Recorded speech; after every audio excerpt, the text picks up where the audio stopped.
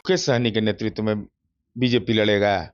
BJP के नेता है सम्राट चौधरी, तो सम्राट चौधरी का नाम मान लेंगे। सम्मेलन जिला जिला में हो रहा है जिसमें दिलीप जायसवाल जी जा रहे हैं और सम्राट चौधरी जी खुद बार बार बयान दे रहे हैं कि नीतीश कुमार जी के नेतृत्व में चुनाव होगा। हमारे बदौलत देश के दूसरे राज्य चलते हैं, हम अपने स्वाभिमान पर अपने बल पर रहते हैं। यहाँ एनडीए के घटक दलों में बिल्कुल सहमति है, कहीं कोई शक की गुंजाइश नहीं है। 15 वर्ष वाला तू तो अपने माँ बाबूजी को बोल रहा है खटारा है, हम लोग क्या बोले ना।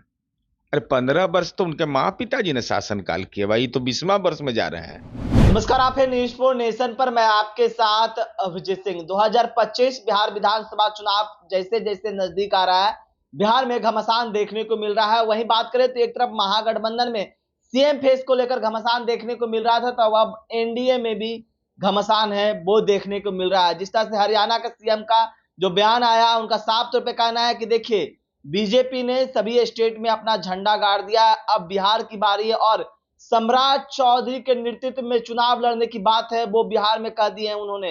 हमारे साथ बात करने के लिए जदयू के मुख्य प्रवक्ता एमएलसी नीरज कुमार हैं।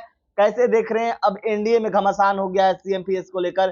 पहले अमित शाह का बयान एक निजी चैनल पर आता है, उसके बाद अब हरियाणा के सीएम का इस तरह के बयान।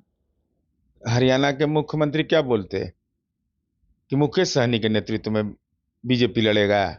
बीजेपी के नेता है सम्राट चौधरी, तो सम्राट चौधरी का नाम मान लेंगे। लेकिन अमित शाह जी ने कह दिया कि अमित शाह जी बड़े नेता कि सैनी जी बड़े नेता। जरा ये हम समझना चाहते हैं, हमको भी जानकारी का अभाव है, हम भी समझना चाहते हैं अपना दिमाग पर जोर डाल करके।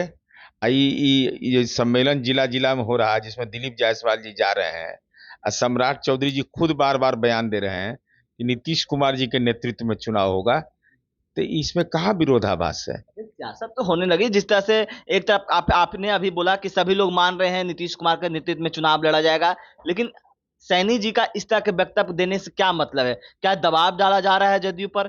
क्या आपके सहयोगी पार्टी द्वारा? बिहारी का कलेजा होता है 100 फीट का, बिहारी दबाव सुनता है दूसरे राज्य का।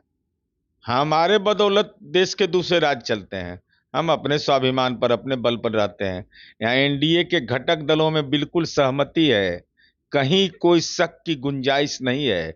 शक की गुंजाइश उधर ही है पड़ोस वाले में, हमारे यहाँ कहाँ झंझट है। नीतीश कुमार जी का विकल्प है इस बिहार में। बीजेपी तो विकल्प ढूंढ रही है, बीजेपी विकल्प बना रही है। बीजेपी बोलती है, कभी हरदम बोलती है, नीतीश कुमार जी के काम की चर्चा करता है, नीतीश कुमार जी के कार्यों की प्रशंसा करता है, उनके व्यक्तित्व की प्रशंसा बीजेपी करता है। कौन ऐसा बीजेपी का नेता है जो नीतीश कुमार जी के व्यक्तित्व के बारे में उनको कमतर आंक दिया? ऐसा तो मुझे अब तक नहीं मिला है। बिहार के विपक्ष के नेता तो कह रहे हैं कि महाराष्ट्र वाला हाल बिहार में होने वाला है, टेंशन नहीं लीजिए। नीतीश कुमार अब खटारा हो चुके हैं, अब उनकी कोई गुंजाइश नहीं है बिहार में। खटारा होने का तर्क? खटारा बोल रहे हैं, कर रहे हैं कि नहीं चल रहा है। 15 वर्ष वाला तू तो अपने माँ बाबूजी को बोल रहा है खटारा है, हम लोग क्या बोले ना। अरे 15 वर्ष तो उनके माँ पिताजी ने शासन काल किया भाई, तो 20वां वर्ष में जा रहे हैं, तो खटारा तो माइये पिताजी को कह दिया। नीतीश कुमार जी खटारा हैं, और नीतीश कुमार जी का गांव गांव में विकास बोल रहा है। राघोपुर में 6 लेन पुल बन रहा है। नीतीश कुमार जी, अरे लालू जी के सेहत का कम से कम ध्यान रखिए, लालू जी पीड़ा में है बहुत। बताइए स्वस्थ हो भगवान करे। अब वो आईसीयू में है, अब बेटा राजनीति का बयान दे रहा है यहाँ बिहार में बैठ के।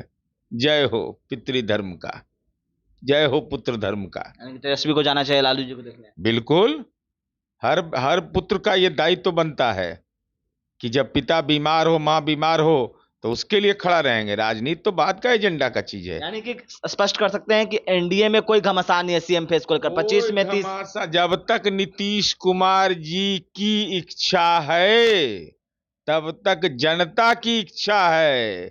इसलिए नीतीश कुमार जी का नेतृत्व सबको स्वीकार है, वो सबके हैं। कोई दबाव नहीं है बीजेपी का? कोई दबाव नहीं। दबाव किस बात का होगा? हमारे बारे में तो कहा गया था 3 नंबर की पार्टी है। हमारा 12 एमपी अजीत कह रहे थे कि हमारा जनादेश का हरण हो गया, वो बेचारे 4 टांग पर अड़ गए। तो आप सुन रहे थे जदयू के मुख्य प्रवक्ता एमएलसी नीरज कुमार का किस तरह से जो घमासान एनडीए में सीएम फेस को लेकर हो रहा है, उसको लेकर क्या कुछ कर रहे थे, आपने सुना। इस तमाम पर न्यूज़ के साथ